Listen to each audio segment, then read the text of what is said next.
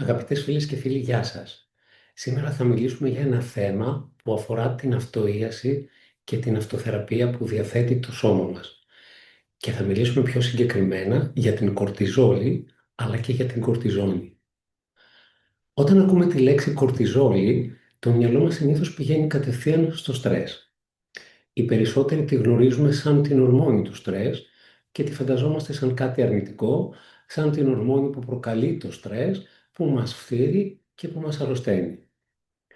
Η κορτιζόλη δεν είναι η ορμόνη του στρες, αλλά η ορμόνη ρυθμιστής της απόκρισης στο στρες. Εκείνη δηλαδή που κρατά την ισορροπία ανάμεσα στην άμεση αντίδραση σε οποιαδήποτε απειλή και στη μακροπρόθεσμη προσαρμογή του οργανισμού μας. Είναι, θα λέγαμε, το εργαλείο που διαθέτει το σώμα μας για να μετατρέψει μια απειλητική κατάσταση απόλυτου πανικού σε μια ελεγχόμενη και οργανωμένη στρατηγική επιβίωσης. Όταν το σώμα έρχεται αντιμέτωπο με μια απειλή, το πρώτο που ενεργοποιείται είναι η άμεση αντίδραση μάχη ή φυγή. Η αμυγδαλή, που λειτουργεί ως ανιχνευτής κινδύνου, αναγνωρίζει την απειλή και ενεργοποιεί τον υποθάλαμο. Από εκεί εκρίνεται μία ουσία που λέγεται κορτικοεκλιτίνη, η οποία με τη σειρά της δίνει σήμα στην υπόφυση να εκρίνει τη φλοιοεπινεφριδοτρόπο ορμόνη. Αυτή μεταφέρεται μέσω της κυκλοφορίας στα επινεφρίδια, δύο μικρούς αδένες που βρίσκονται πάνω από τους νεφρούς, τα οποία απελευθερώνουν την κορτιζόλη.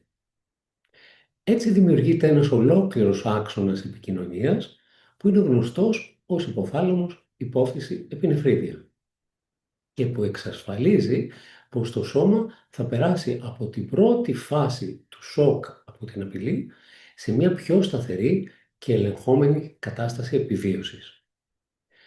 Το στρες λοιπόν είναι ένας μηχανισμός προσαρμογής και μια εξαιρετικά καλοσχεδιασμένη βιολογική στρατηγική.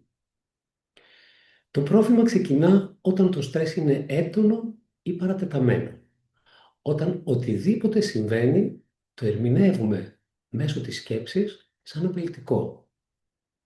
Τότε οι μηχανισμοί που σχεδιάστηκαν για να μας προστατεύσουν αρχίζουν να μας βλάπτουν.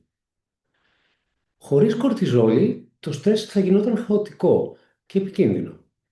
Η κορτιζόλη ρυθμίζει τη διάρκεια και την ένταση της αντίδρασης στο στρες, λειτουργεί σαν φρένο και σαν ρυθμιστής.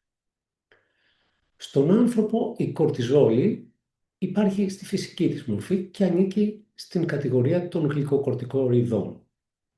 Μπορεί να την εντοπίσουμε ελεύθερη μέσα στο αίμα ή δεσμευμένη με πρωτεΐνες μεταφοράς. Παίζει καθοριστικό ρόλο στη διαχείριση κρίσεων και στη διατήρηση της ζωής. Αλλά ο ρόλος της δεν περιορίζεται μόνο στην απόκριση στο στρες. Είναι μια ουσία με πολλαπλές, θα λέγαμε, δράσεις. Η κορτιζόλη είναι ο βασικός ρυθμιστής της ισορροπίας. Ρυθμίζει τη φλεγμονή και το νοσοποιητικό, την ενέργεια που χρειάζεται το σώμα για να διατηρεί την ισορροπία και το πιο σημαντικό, συμβάλλει στην αυτοίαση και στη φυσική αποκατάσταση. Και σε αυτό θα εστιάσουμε. Τη συμβολή της δηλαδή στην αυτοίαση, στη φυσική αποκατάσταση και στην ομοιόσταση του οργανισμού. Η κορτιζόλη έχει αντιφλεγμονώδη δράση. Είναι ρυθμιστής του νοσοποιητικού, συμβάλλει στην επούλωση των ιστών, κατευθύνει την ενέργεια εκεί που χρειάζεται, στην επούλωση δηλαδή και όχι στην υπερβολική άμυνα. Σε ασθένειες ή σε ατυχήματα ή σε καταστάσεις σοκ, η κορτιζόλη λειτουργεί σαν ρυθμιστής της αυτοίασης και συνεργάζεται αλλά και συντονίζει και άλλες ορμόνες, όπως την επινεφρίνη, η αδρεναλίνη, την ντοπαμίνη, την σερωτονίνη, τις ενδορφίνες.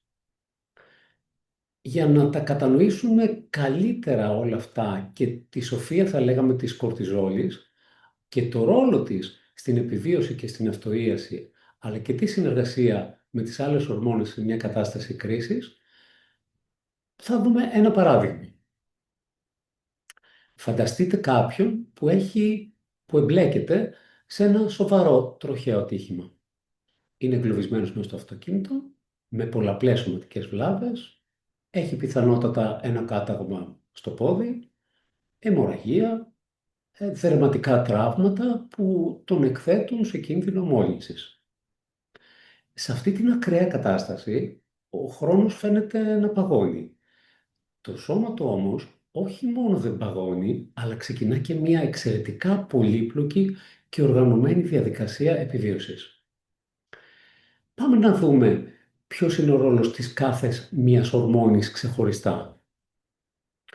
Σαν πρώτη αντίδραση, μέσα σε λίγα δευτερόλεπτα από το ατύχημα, τα επινεφρίδια απελευθερώνουν επινεφρίνη, γνωστή και ως αδρεναλίνη. Αυτή είναι, θα λέγαμε, η σπίθα που ενεργοποιεί αμέσως το σώμα.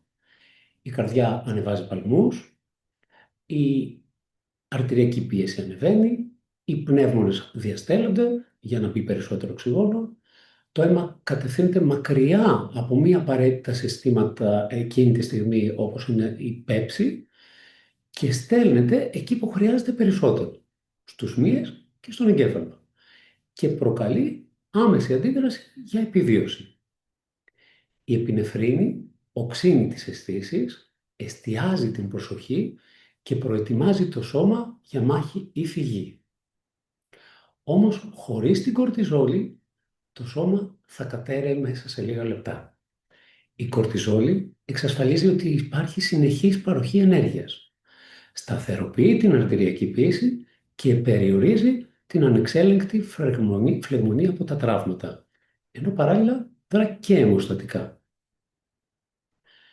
Το κάταγμα και οι πληγές στέλνουν στον εγκέφαλο τώρα σήματα πόνου. Την ίδια στιγμή όμως ενεργοποιείται και η απελευθέρωση ντοπαμίνης. Η ντοπαμίνη δεν είναι μόνο, όπως την ξέρουμε, ένας νευροδιαβιβαστής της ευχαρίστησης, αλλά είναι και η ουσία που κινητοποιεί και μας βοηθάει στην εστίαση. Σε αυτή τη φάση δίνει στο άτομο την ψυχική ενέργεια και το κίνητρο για να δράσει, να προσπαθήσει να απεγκλωβιστεί, να βρει τρόπο να επιβιώσει. Χωρίς αυτή τη δόση της ντοπαμίνης, ο πανικός και ο πόνος θα μπορούσαν να οδηγήσουν σε ακινησία, σε παράλυση. Η ντοπαμίνη, με την υποστήριξη όμως της κορτιζόλης, κρατά τον εγκέφαλο σε εγρήγορση, ενισχύει το κίνητρο και κρατά το άτομο ενεργό, ώστε να μπορέσει να βρει στρατηγικές διαφυγής ή να καλέσει βοήθεια. Ο έντονος πόνος από το κάταγμα θα ήταν αβάσταχτος αν δεν υπήρχε η άμεση απελευθέρωση ενδορφινών. Οι ενδορφίνες είναι ένα φυσικό οπιοειδές του σώματος. Δρά σαν τη μορφίνη. Μειώνει τον πόνο και καταστέλει αυτά τα βασανιστικά ερεθίσματα, αλλά και δίνει στον άνθρωπο τη δυνατότητα να αντέξει. Τον κάνει να μπορεί να κινηθεί ή να φωνάξει για βοήθεια, αντί να λυγίσει από τον πόνο. Οι ενδορφίνες δηλαδή μειώνουν τον πόνο, παρέχοντας ψυχική και σωματική αντοχή και αισιοδοξία, ενώ η κορτιζόλη φροντίζει να ρυθμίσει τη φλεγμονή και να κρατήσει τον οργανισμό σε πορεία αυτοίασης. Παράλληλα, η σερωτονίνη συμβάλλει στη ρύθμιση της ψυχικής κατάστασης. Η ακραία αυτή εμπειρία θα μπορούσε να προκαλέσει αποδιοργάνωση και απώλεια της λογικής. Η σερωτονίνη, επηρεασμένη επίσης από την κορτιζόλη, συμβάλλει στην αποφυγή του πανικού και μειώνει τον κίνδυνο της παράλυσης από το φόβο. Συμβάλλει στη σταθεροποίηση της διάθεσης και του συναισθήματος, μετριάζει το φόβο και βοηθάει στην αυτοσυγκράτηση, αλλά και οδηγεί τη σκέψη στη θετικότητα και στην αίσια έκβαση της κατάστασης. Επιπλέον, έχει ρόλο στη ρύθμιση αιμοστατικών μηχανισμών, άρα συμμετέχει στην προσπάθεια του οργανισμού να περιορίσει την αιμορραγία. Όμως, για να μην καταρρεύσει γρήγορα το σώμα, χρειάζεται να μπει σε λειτουργία ένας δεύτερος πιο σταθερός μηχανισμός. Αφού ενεργοποιηθούν αυτές οι πρώτες άμεσες άμυνες, Έρχεται η στιγμή που η κορτιζόλη μπαίνει στο παιχνίδι πιο ενεργά. Η κορτιζόλη, θα λέγαμε, δεν βιάζεται να δράσει, γιατί η αποστολή της είναι λίγο πιο διαφορετική. Είναι να κρατήσει το σώμα ζωντανό, μακροπρόθεσμα, και όχι μόνο για τα πρώτα δευτερόλεπτα ή λεπτά. Η κορτιζόλη θα κινητοποιήσει αποθέματα ενέργειας. Μέσα από μια διαδικασία που λέγεται γλυκογένεση, παράγεται γλυκόζη από το ύπαρ και αυξάνονται τα επίπεδα της γλυκόζης στο αίμα, έτσι ώστε να υπάρχει πιο σταθερή παροχή καυσίμου στον εγκέφαλο, αλλά και στους μύες. Παράλληλα, θα σταθεροποιήσει την πίεση για να μην χαθεί η κυκλοφορία από την αιμορραγία και το σημαντικότερο, ρυθμίζει τη φλεγμονή. Χωρίς κορτιζόλη, το σώμα θα αντιδρούσε με υπερβολική φλεγμονώδη αντίδραση στο τραύμα, κάτι που θα κατέστρεφε περισσότερους ιστούς.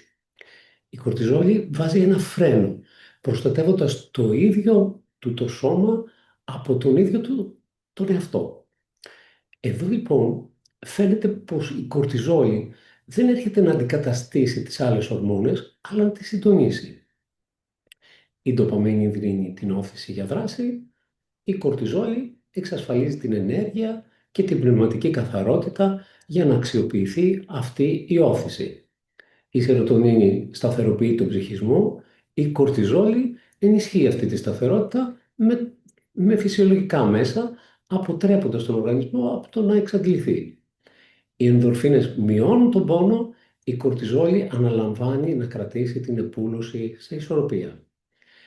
Με άλλα λόγια, θα λέγαμε ότι η κορτιζόλη λειτουργεί ως κέντρο ελέγχου, αλλά και λήψης αποφάσεων, δεν τρέχει γρήγορα στην πρώτη γραμμή όπως η αδρεναλίνη, αλλά παίρνει τον έλεγχο της συνολικής απόκρισης και του συντονισμού. Είναι αυτή που θα διασφαλίσει ότι όλες οι υπόλοιπες ορμόνες θα λειτουργήσουν αρμονικά. Όχι με χαοτικό τρόπο, αλλά με στρατηγική. Εκτός όμως από όλα αυτά που αφορούν το παράδειγμα, η κορτιζόλη κρατά το ανοσοποιητικό σε ισορροπία, ώστε να είναι αρκετά δραστήριο για να μπορεί να καταπολεμήσει μικρόβια και ιούς που πιθανότατα θα μπουν από ανοιχτές πληγές ή άλλες πύλες εισόδου. Βοηθάει το σώμα να ισορροπήσει ανάμεσα στην άμυνα και στην αυτοκαταστροφή.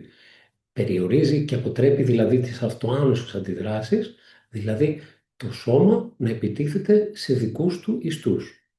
Με άλλα λόγια, προάγει την ισορροπία ανάμεσα στην επίθεση από τη φλεγμονή και στην ηρεμία από την ανοσοκαταστολή. Συμβάλλει ακόμη στην επούλωση των ιστών. Κατευθύνει την ενέργεια δηλαδή εκεί που χρειάζεται. Στην επούλωση, όχι στην υπερβολική άμυνα. Αυξάνει τη γλυκόζη στο αίμα, αλλά μειώνει τη χρήση γλυκόζης από ορισμένους ιστούς.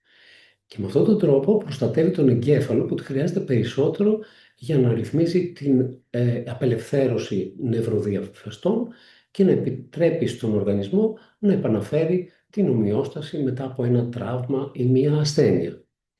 Ενεργοποιεί επίσης τη λιπόλυση, κάνει δηλαδή τη διάσπαση του λίπους για να χρησιμοποιηθεί σαν ενέργεια. Ελέγχει τη χρήση των αμινοξέων από τους μύες και τα κατευθύνει για τη σύνθεση του κολαγόνου. Ρυθμίζει ακόμη την απόπτωση, δηλαδή τον προγραμματισμένο θάνατο κυττάρων, ώστε να καθαρίσει ο ιστός από άχρηστα ή κατεστραμμένα κύτταρα και την αναγέννηση. Επίσης, έχει ρυθμιστικό ρόλο στο κυρκάδιο ρυθμό, στον κύκλο δηλαδή ημέρας-νύχτας, συμβάλλοντας στο να ξυπνάμε γεμάτη ενέργεια το πρωί και να μπορούμε να αναγεννηθούμε κατά τη διάρκεια του ύπνου, κάτι που είναι κρίσιμο και σημαντικό για την ισορροπία αλλά και για την αποκατάσταση. Έτσι το πρωί τα επίπεδα της κορτιζόλης ανεβαίνουν και ενεργοποιούν το σώμα, δίνουν δηλαδή την εκκίνηση, ενώ τη νύχτα μειώνονται για να ξεκουραστούμε. Και κατά τη διάρκεια του ύπνου συνεργάζεται και με άλλες ορμόνες, την αδρεναλίνη, τη μελατονίνη, την αυξητική ορμόνη, ώστε το σώμα να εναλλάσσει τις φάσεις της ξεκούρασης αλλά και της αναγέννησης. Για να δούμε αναλυτικά πώς λειτουργεί αυτό στην πράξη και πώς σχετίζεται με την ανοσοκαταστολή, τη σωματική ασθένεια αλλά και την ψυχική. Φανταστείτε ότι κοιμάστε πολύ αργά το βράδυ. Την επόμενη μέρα ο εγκέφαλος δεν έχει προλάβει να ολοκληρώσει το βιολογικό του reset. Η κορτιζόλη που κανονικά πρέπει να πέσει τη νύχτα μένει ψηλά. Οι ορμόνες που μας ξυπνούν, όπως η αδρεναλίνη και η ντοπαμίνη, δεν συγχρονίζονται σωστά. Ξυπνάτε λοιπόν κουρασμένοι, χωρίς ζωτικότητα, με δυσκολία συγκέντρωσης και με χαμηλή εγρήγορση. Η μέρα ξεκινά σίγουρα με μια αίσθηση βάρους και έλλειψης ενέργειας. Ό,τι και αν έχετε να κάνετε μοιάζει πιο δύσκολο, γιατί ο εγκέφαλος δεν έχει το απαραίτητο καύσιμο. Σε αυτό το σημείο αρχίζουν οι σκέψεις. Δεν θα τα καταφέρω σήμερα. Αυτές οι σκέψεις αυξάνουν το άγχος και το σώμα απαντά σε αυτό με ακόμη μεγαλύτερη έκρηση κορτιζόλης. Η σερωτονίνη, που είναι ο νευροδιαβιβαστής που ρυθμίζει τη διάθεση, μειώνεται ή δεν λειτουργεί σωστά. Αυτό σημαίνει ότι η αρνητικότητα μεγαλώνει. Όταν φτάσει το βράδυ, νιώθετε εξαντλημένοι, αλλά ταυτόχρονα υπερενεργοποιημένοι. Το σώμα είναι κουρασμένο, αλλά το μυαλό τρέχει. Υπάρχει μια αίσθηση ανεπάρκειας και σκέψεων για το πώς θα ξεκουραστείτε και πώς θα τα καταφέρετε και την επόμενη ημέρα. Η κορτιζόλη είναι ακόμα ψηλά. Αυτό σημαίνει ότι δεν σας αφήνει να χαλαρώσετε. Αυτό έχει σαν συνέπεια να δυσκολεύετε να αποκοιμηθείτε ή κοιμάστε πολύ αργά ή ξυπνάτε μέσα στη νύχτα. Την επόμενη μέρα η ιστορία επαναλαμβάνεται. Κάθε μέρα προστίθεται λίγη ακόμη κόπωση, αυξημένα επίπεδα κορτιζόλης, λίγη ακόμη αρνητική σκέψη. Σιγά σιγά ο οργανισμός σου μαθαίνει να μένει διαρκώς σε συναγερμό και κάθε τι να το μεγενθύνει και να το θεωρεί απειλή. Έτσι, ο άξονας υποθαλάμου υπόφυσης επινεφριδίων δεν κλείνει ποτέ. Αν αυτό συνεχιστεί για εβδομάδες ή μήνες, η κορτιζόλη παραμένει χρόνια υψηλή και το ανοσοποιητικό σύστημα αρχίζει να αποδυναμώνεται. Η άμυνα του οργανισμού πέφτει, αυξάνεται η ευαλωτότητα σε λοιμώξεις και φλεγμονές και ο κίνδυνος για χρόνια νοσήματα μεγαλώνει. Ταυτόχρονα, η σερωτονινεργική λειτουργία επηρεάζεται. Η ικανότητα δηλαδή του εγκεφάλου να ρυθμίζει τη διάθεση μειώνεται. Πράγμα που αυξάνει τον κίνδυνο για αγχώδεις διαταραχή ή κατάθλιψη. Με άλλα λόγια, ένας απλός επαναλαμβανόμενος κακός ύπνος και η υπερβολική ενεργοποίηση του στρες μπορούν να δημιουργήσουν ένα φαύλο κύκλο, ο οποίος επηρεάζει τον ύπνο, τη διάθεση, το ανοσοποιητικό και τελικά την υγεία μας συνολικά. Πάμε να δούμε τώρα την κορτιζόνη.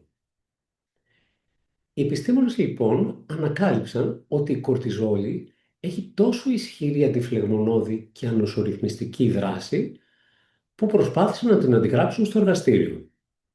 Έτσι δημιουργήσαμε συνθετικές ουσίες, την κορτιζόνη αλλά και άλλα συνθετικά γλυκοκορτικοειδή. Αυτό λοιπόν που είναι σημαντικό είναι να καταλάβουμε ότι η κορτιζόνη είναι ένα συνθετικό φάρμακο που μιμείται την κορτιζόλη. Συχνά κορτιζόλη και κορτιζόνη μπερδεύονται. Όμως μιλάμε για δύο διαφορετικά πράγματα, για δύο διαφορετικές ουσίες. Η κορτιζόλη είναι μια φυσική ορμόνη που παράγεται μέσα στο σώμα μας. Αντίθετα, η κορτιζόλη είναι ένα χημικό φάρμακο, ένα συνθετικό παράγωγο που σχεδιάστηκε για να μιμείται τη δράση της κορτιζόνης. Όταν ακούμε κορτιζόνη σκεφτόμαστε φάρμακα, ενέσεις, θεραπείες για πόνους ή αλλεργίες. Ξέρουμε ότι τη συναντάμε, μπορούμε να τη βρούμε στο φαρμακείο σε διαφορετικές μορφές, χάπια, ενέσιμη, αλυφές, εισπνεώμενα, σταγόνες και άλλα. Τα γλυκοκορτικοειδή δρούν κυρίως μέσω γονιδιακών και μη γονιδιακών μηχανισμών. Η δράση της ποικίλει ανάλογα με τον τύπο. Έτσι έχουμε διαφορετικούς τύπους κορτιζόνης, την υδροκορτιζόνη, την πρεδνιζολόνη, την πρεδνιζόνη, τη μεθυλπρεδνιζολόνη, τη δεξαμεθαζόνη, τη βιταμεθαζόνη, τη τριαμψινολόνη κτλ.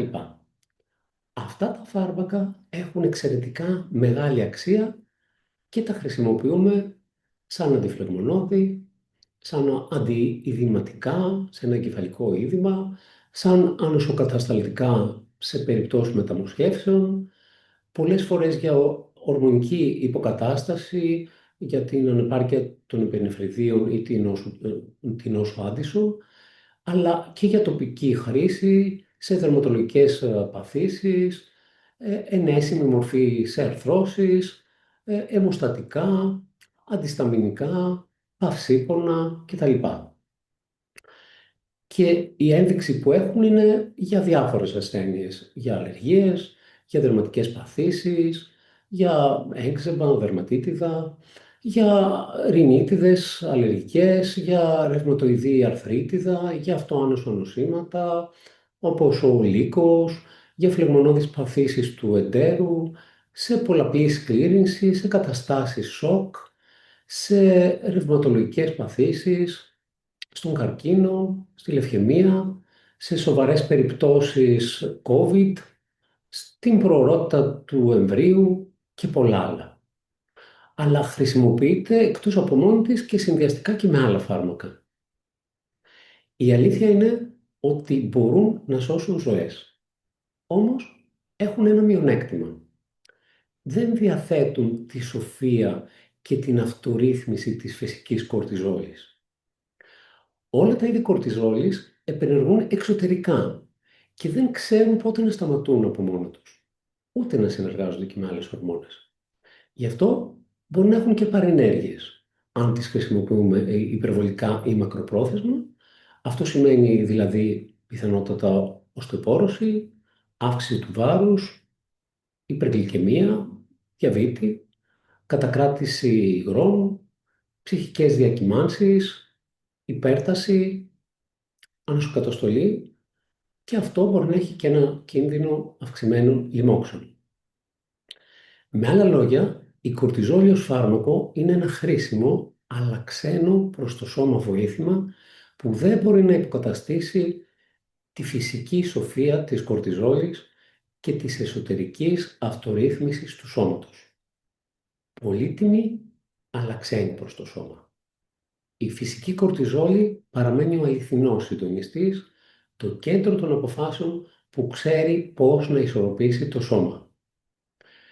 Το σώμα μας δεν είναι μια μηχανή που χαλάει και πρέπει πάντα να διορθώνεται με εξωτερικές παρεμβάσεις. Είναι ένας οργανισμός που διαθέτει τη δική του ομοιοστατική λειτουργία, τη δική του αυτορύθμιση, αλλά και τους δικούς του μηχανισμούς αυτοίασης και αυτοθεραπείας. Η κορτιζόλη είναι ίσως το πιο χαρακτηριστικό παράδειγμα. Μια ορμόνη η οποία τροφοδοτεί, συντονίζει, συνεργάζεται, ισορροπεί, αλλά και θεραπεύει. Η κορτιζόνη, από την άλλη, είναι ένα εργαλείο που μιμείται τη σοφία της κορτιζόλης. Χρήσιμο και αναντικατάστατο σε πολλές περιπτώσεις, αλλά όχι υποκατάστατο της φυσικής λειτουργίας του σώματος. Η κορτιζόλη είναι ο συμμαχός μας. Ο ρυθμιστής που κρατά το σώμα σε ισορροπία και του επιτρέπει να αυτοϊάται, να αυτοθεραπεύεται. Αυτό που μας καταστρέφει δεν είναι η κορτιζόλη, αλλά η έλλειψη φροντίδας προς τον εαυτό μας. Το κλειδί είναι να εμπιστευτούμε και να φροντίσουμε το σώμα δίνοντάς του τα καύσιμα που χρειάζεται. Αν θέλετε πραγματική υγεία, σωματική, ψυχική, πνευματική, ξεκινήστε από σήμερα. Μικρές καθημερινές πράξεις φροντίδας. Φροντίστε τη διατροφή σας, κοιμηθείτε επαρκώς και τις κατάλληλες ώρες, κινηθείτε καθημερινά και συμπεριλάβετε κάποια μορφή σωματικής άσκησης που σας δίνει παράλληλα και ευχαρίστηση. Μάθετε να ακούτε τα συναισθήματά σας και να τα διαχειρίζεστε πριν αυτά γίνουν πόνος ή ασθένεια. Όταν τα κάνουμε αυτά, η κορτιζόλη θα βρει την ισορροπία της. Θα συνεργαστεί με τις άλλες ορμόνες, Θα συντονίζει τον συναγερμό μόνο όταν πρέπει και όχι με κάθε μεγενθυμένη αρνητική σκέψη και θα ενεργοποιήσει την ικανότητα του οργανισμού να αυτοθεραπεύεται. Όχι μόνο σωματικά, αλλά και ψυχικά και διανοητικά. Γιατί αυτός είναι ο στόχος της κορτιζόλης. Να μας οδηγεί από το χάος στην ισορροπία, από το φόβο στη δύναμη και από τον κόπωση, την κούραση, στη ζωντάνια. Να ζούμε όχι απλώς για να επιβιώνουμε, αλλά να έχουμε πιο καθαρή και πιο θετική σκέψη και στάση για τη ζωή. Να είμαστε γεμάτοι ενέργεια, σε αρμονία με τον εαυτό μας και υγιείς. Σας ευχαριστώ πολύ για την προσοχή σας και το χρόνο σας.